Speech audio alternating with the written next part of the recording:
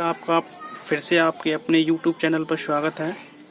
हमारा जो यूनिट चल रहा था, सेकंड यूनिट चल रहा था, और सेकंड यूनिट में जो हम नेक्स्ट टॉपिक जो हम करने जा रहे हैं, this is Raoult's law as a special case of Henry law.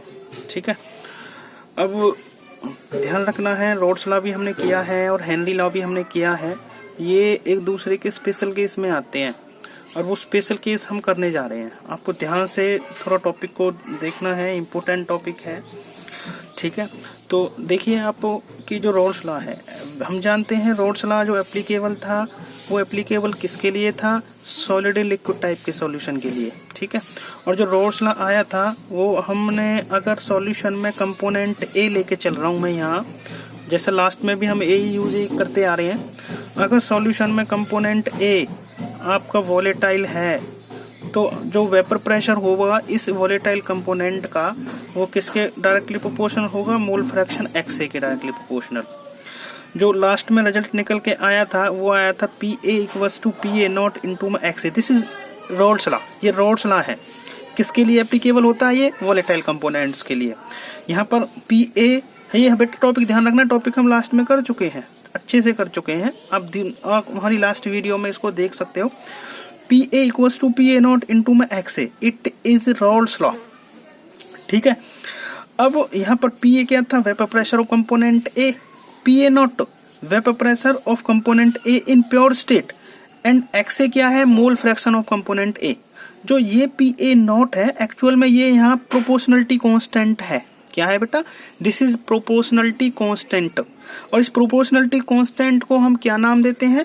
Vapour pressure of component A in pure state, या प्योर कंपोनेंट का वेपर प्रेशर होगा। नॉट का मतलब प्योर है यहाँ। क्या है बेटा? नॉट का मतलब प्योर है। ठीक है, तो देखिए ये तो हो गया हमारा रॉड्स लॉ।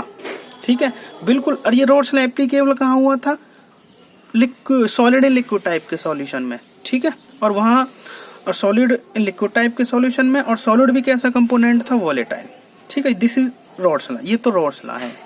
अब वैसे ही देखो टॉपिक एक बार दोबारा से देखो, Raoult's law as a special case of Henry law.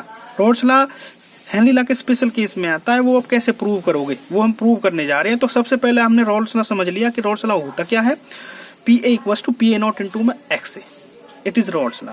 ठीक है, अब सेकेंड हम जाते हैं अपने हेनरी लॉ की तरफ। हेनरी लॉ जैसे यहाँ ध्यान रखना है आपको, हेनरी लॉ जो है ये basically gas in liquid type के सॉल्यूशन के लिए ही एप्लीकेबल होता है, हेनरी लॉ।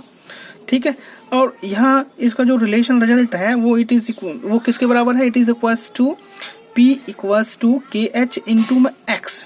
यहाँ P है, यहाँ भी P है, और यहाँ भी X है, जैसे ऊपर था। क्लियर मेरी बात? तो यहाँ भी हमारा जो वेपर प्रेशर है, ठीक है, वो किसके डायरेक्टली प्रोपोर्शनल हुआ? मोल फ्रैक्शन के, जैसा कि ऊपर था। Vapour pressure directly proportional to mole fraction.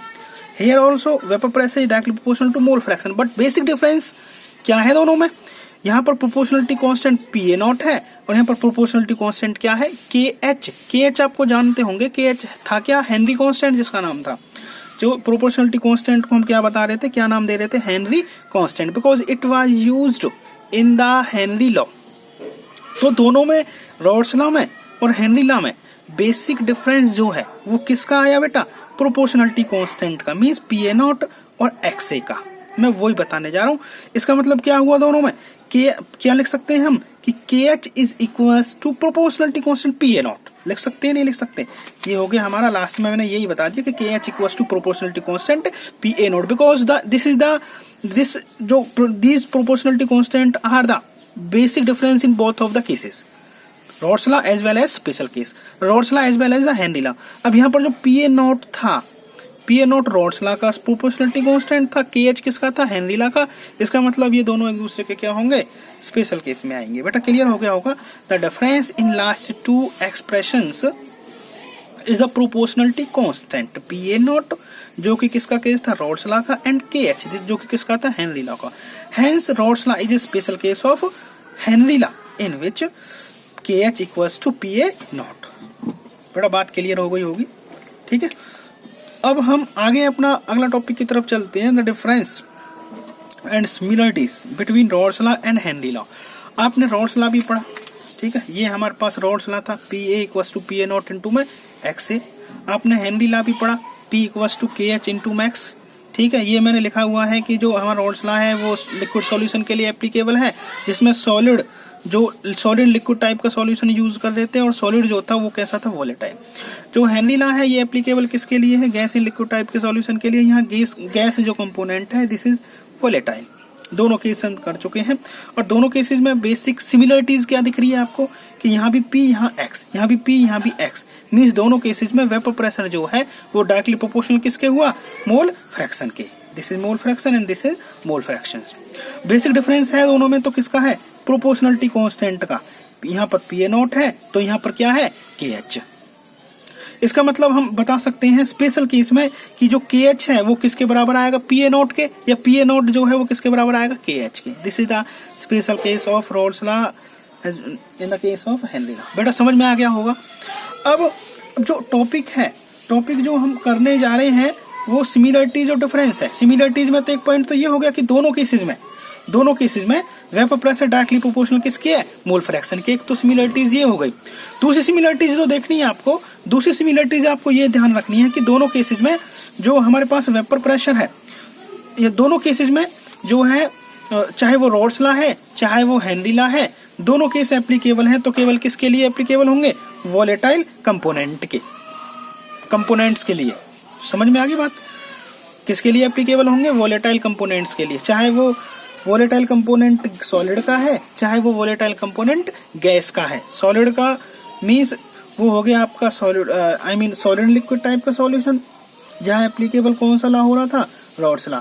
और जो गैस का है, गैस इन लिक्विड टाइप का, वहां कौन सा लॉ एप्लीकेबल हो रहा था, हेनरी लॉ। ठीक है, अब दोनों में बेसिक डिफरेंस क्या है, दोनों में बेसिक डिफरेंस है कि जो हमारे पास हेनरी लॉ है, रॉल्स लॉ है, रॉल्स लॉ में तो प्रोपोर्शनलिटी कांस्टेंट क्या होता है, PA0, but in case of Henry law वहां प्रोपोर्शनलिटी कांस्टेंट क्या होता है, KH। बेटा आ गई होगी बात समझ में कि रॉल्स लॉ में PA0 है प्रोपोर्शनलिटी कांस्टेंट, तो हेनरी लॉ में क्या है, KH। ये दोनों में क्या हो गया, बेसिक डिफरेंस। दोबारा से देखो, सिमिलरिटीज में क्या था कि दोनों केसेस में जो हमारे पास वेपर प्रेशर है वो डायरेक्टली प्रोपोर्शनल किसका था, मोल फ्रैक्शन के। ठीक है, सेकंड पॉइंट क्या था कि जो दोनों लॉज हैं, ये दोनों लॉज जो हैं वो वोलेटाइल कंपोनेंट के लिए एप्लीकेबल होते हैं। अब जो तीसरा पॉइंट है, तीसरा पॉइंट में हम डिफरेंस देख रहे हैं कि जो हमारे पास रॉल्स लॉ है वहां पर प्रोपोर्शनलिटी कांस्टेंट PA0 है, तो उधर हेनरी लॉ में प्रोपोर्शनलिटी कांस्टेंट क्या है, KH। ये दोनों में क्या हो गया, सिमिलरिटीज और डिफरेंस के पॉइंट भी क्लियर हो चुके हैं। तो ध्यान रखना है बच्चों, आपको जो ये टॉपिक है दिस इज द इम्पोर्टेंट और अलग टॉपिक है थोड़ा। ठीक है, ये टॉपिक आपके लिए बहुत ज्यादा इम्पोर्टेंट है, इसको ध्यान रखना है। और जो आपका नेक्स्ट टॉपिक है वो हम नेक्स्ट वीडियो में ही डिस्कस करेंगे। आज के लिए बस इतना ही, ठीक है।